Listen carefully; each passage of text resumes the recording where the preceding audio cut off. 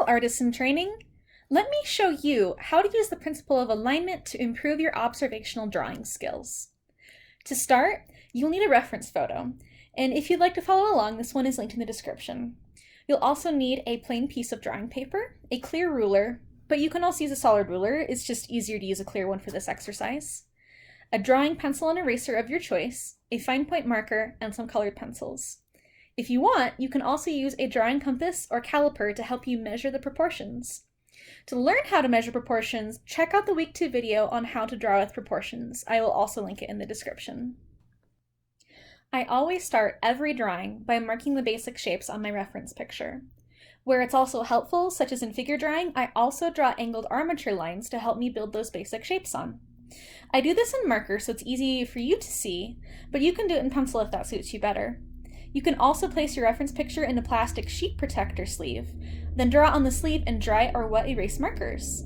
That way, you can remove the picture and see the details under the basic shapes. I won't be doing that in this demonstration, but it's still a fun thing to try on your own. To learn more about finding the basic shapes and how they make drawing easier, see the basic shapes video that I've also linked in the description. Once you've finished adding your basic shapes, you will start drawing them on your blank paper. But before I do that, I'm going to find a handful of major features that align with each other on the reference picture. That way, when I'm drawing, I know to make sure that those same features align in my drawing. It's fairly straightforward, but it does take some practice. You can do this before you start your drawing, or you can do it as you go.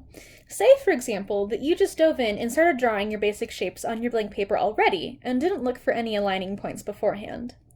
You may get partway through and realize you're not exactly sure how far apart to make a certain shape, or what angle to put it at. That would be a good opportunity to take a ruler to your reference picture and see how that shape lines up with the other shapes or specific features of the contour. For this exercise, though, I recommend looking for aligning points before starting your drawing. Aligning points can be anything. The top of one shape can align with the bottom of another, for example, or the bisection of one shape could line up with a defining angle on the contour, such as the circle that we use here for the right gluteus.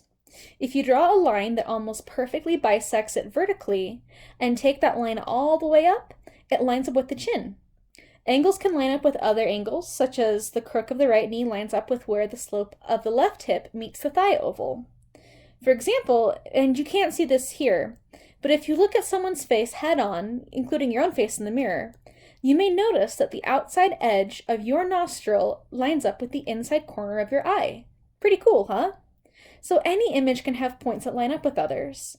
Points can align along a horizontal or a vertical axis, but I don't recommend trying to align points on any sort of diagonal as angles are more difficult to measure and replicate.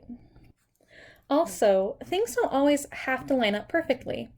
Even if they're only just close, it will still help you to know where to put it. Here, you can see that the crook of the right knee almost lines up with the right elbow vertically, but not quite. When I draw it, I'll just make sure to offset that elbow a little bit inward from the crook of the knee. I marked a few places on here where things almost lined up. When marking alignments on your reference picture, you may also want to find some way to indicate which things line up perfectly and which things are a little bit off.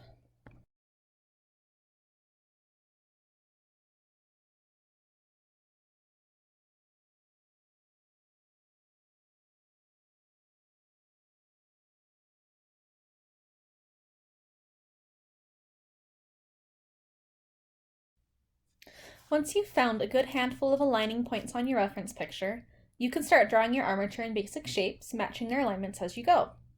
You can approach this process in whatever way you are most comfortable.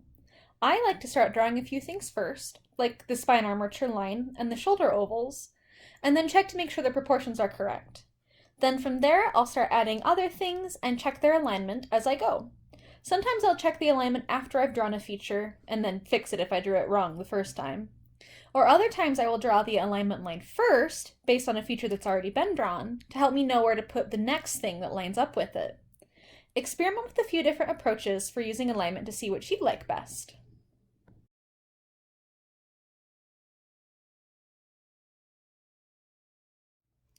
I didn't end up using all of the alignment lines that I put in my reference picture, and that's okay.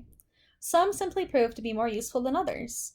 Still, if you don't use all of them, go back and check anyways. Make sure that where you didn't use a line, that those things still line up the way that they're supposed to, like they do in the reference picture.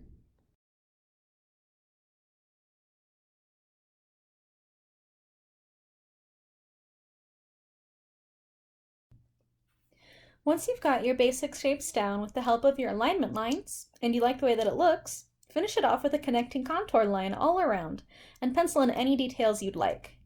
Also, do a little self-critique to see if anything needs fixing. Compare your piece to your reference picture and look for anything in your piece that is different.